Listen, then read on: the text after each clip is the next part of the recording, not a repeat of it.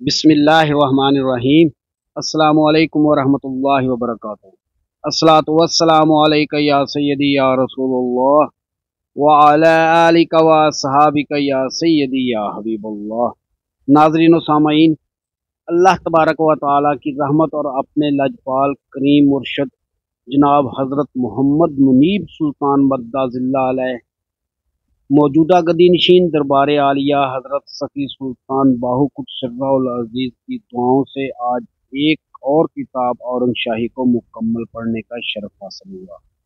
دعا فرمائیں کہ جو کچھ اس چینل کی بدولت پڑھا اور آپ دوستوں کی سماعتوں کی نظر ہوا ہے، مالک کریم ہمیں اسے سمجھنے کی طاقت عطا فرمائے اور مالک کریم ہمارے دلوں میں آپ قدس سرہ العزیز کے فرامین نقش فرما دیں، آمین۔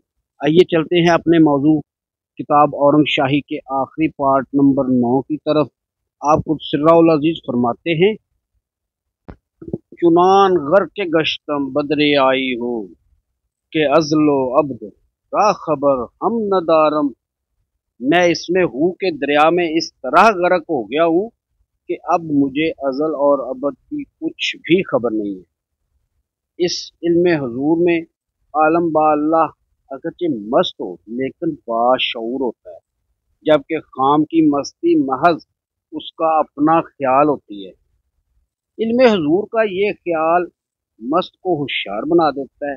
یہ مراتب یحیی و یمیت ہیں جو فنا کو بقا تک پہنچاتے ہیں، اور وہ خود درمیان میں منصف ہوتا ہے۔ منصف رحمۃ اللہ علیہ فرماتے ہیں کہ اے میرے عزیز، جان لے کہ اس میں محمد صلی اللہ علیہ وآلہ وسلم میں 4 حروف ہیں جن میں سے دونوں جہان کی خبریں منکشف ہوتی ہیں۔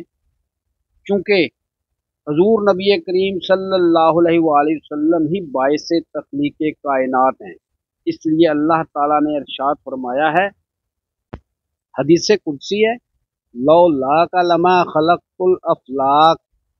اے محمد صلی اللہ علیہ وآلہ وسلم، اے میرے محبوب، اگر آپ نہ ہوتے تو میں زمین و آسمان کو بھی پیدا نہ کرتا۔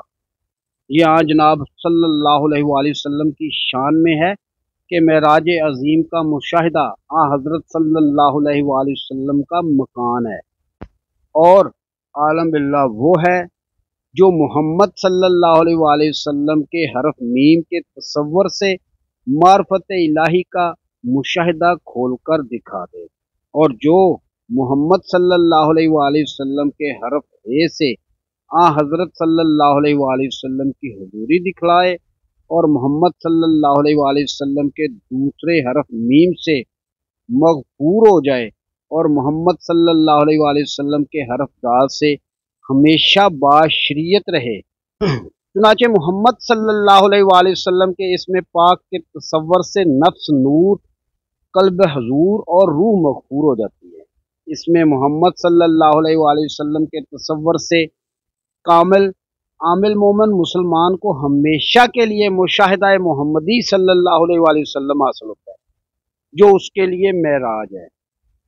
جو شخص اس میں محمدی صلی اللہ علیہ وآلہ وسلم کا صاحب تصور ہوتا ہے، اس کی ہر ایک بات نور محمدی صلی اللہ علیہ وآلہ وسلم کے حضور سے لب کشا ہے، اور وہ خود اس میں محمدی صلی اللہ علیہ وآلہ وسلم کی تاثیر سے روشن ضمیر ہو جاتا ہے، اندھیرے سے اجالا پھوٹتا ہے۔ اس سے قلب سلیم اور صراط مستقیم باعظمت عظیم حاصل ہوتی ہے، اور وہ محمد صلی اللہ علیہ وآلہ وسلم کا ہمدم، محمد صلی اللہ علیہ وآلہ وسلم کا ہم قدم، محمد صلی اللہ علیہ وآلہ وسلم کا ہم جسم، محمد صلی اللہ علیہ وآلہ وسلم کا ہم جان، محمد صلی اللہ علیہ وآلہ وسلم کا ہم زبان، ہم گویا، ہم شنوا، ہم بینا ہو جاتا ہے۔ وہ بدن پر شریعت کا لباس پہنتا ہے۔ اس میں محمد صلی اللہ علیہ وآلہ وسلم کا صاحب تصور نہ دم مارتا ہے اور نہ ہی چیخو پکار کرتا ہے۔ حدیث پاک میں آتا ہے، نبی پاک صلی اللہ علیہ وآلہ وسلم نے ارشاد فرمایا، النہایۃ الرجوع الی البدایۃ، ابتدا کی طرف لوٹنا ہی انتہا ہے۔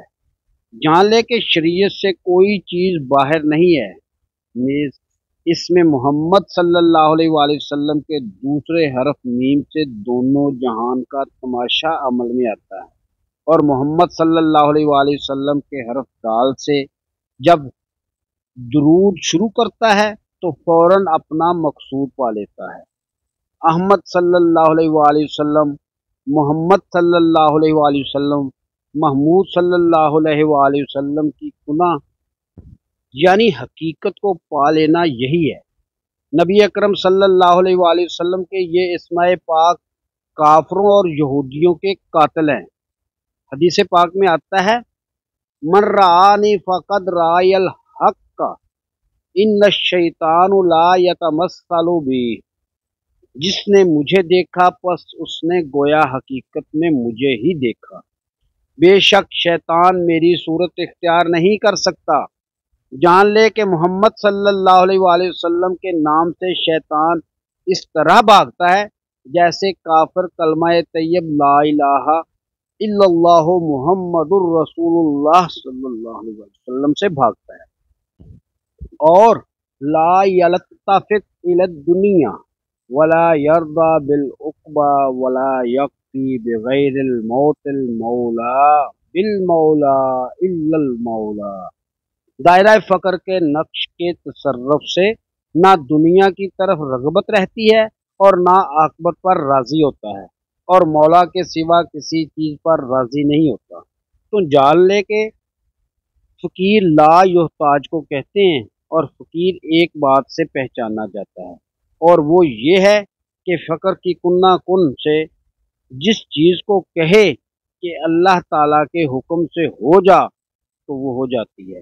اور فقیر کے دو گواہ ہیں، ایک یہ کہ خود تو ناسوت میں ہو لیکن طالبوں کو لاہوت کے حضور میں پہنچا دے، اور خود بزرگوں کی طرح علم ذکر کے مطالعہ میں رہے مگر طالبوں کو قرب الہی کی نظر رحمت میں منظور کرا دے۔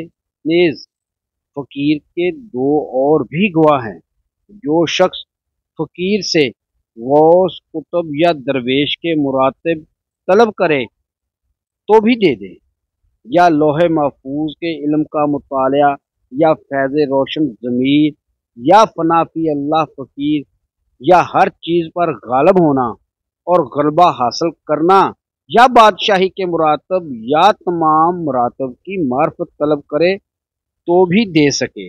دنیاوی خزانوں پر تصرف کرا دے، دونوں جہان کا تماشا دکھلا دے، یا دعوت شریعت کے ایک حرف سے ایک گھڑی بھر میں خزانہ غیب دریافت کر دے۔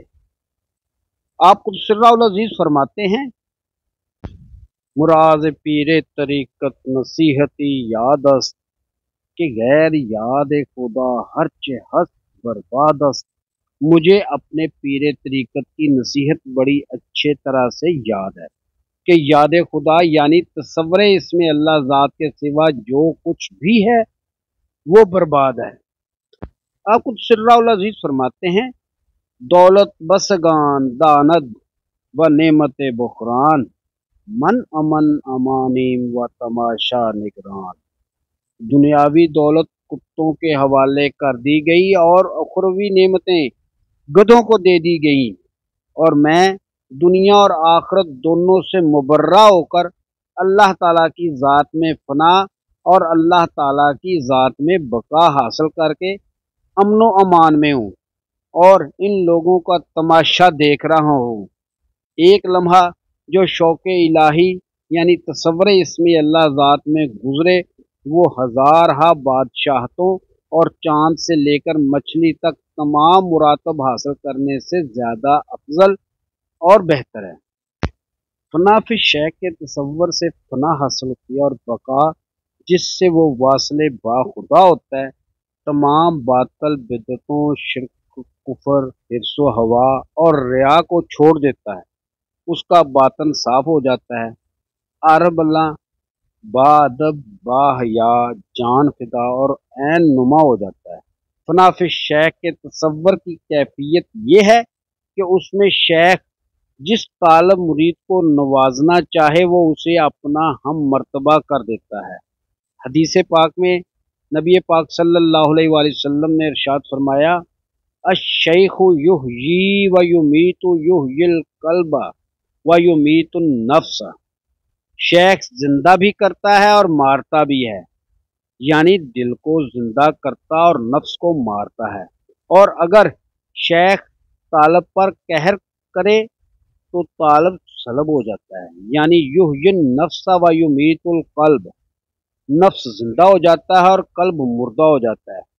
बस तालब मुर्शद के नज़दीक ऐसा ही है जैसे तालिबु इंदल मुर्शिद कल मैयत बैना यदिल गासिल, जैसे मैयत मुर्दा लहलाने के वाले के हाथ में होता है, नफ्स बा नफ्स, दम ब दम और कलब बा कलब कर देता है।